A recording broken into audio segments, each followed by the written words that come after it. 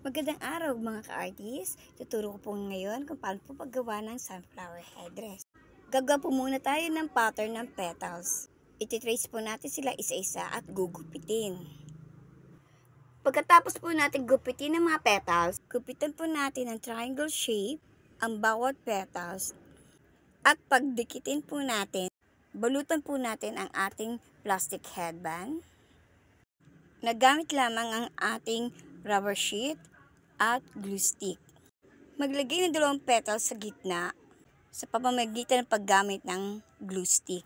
Nasa inyo po ka-artist kung ganong laki ang petals ang gusto nyo gawin. Isunod na rin idikit ang mga natira pang petals sa magkabilang side ng headband.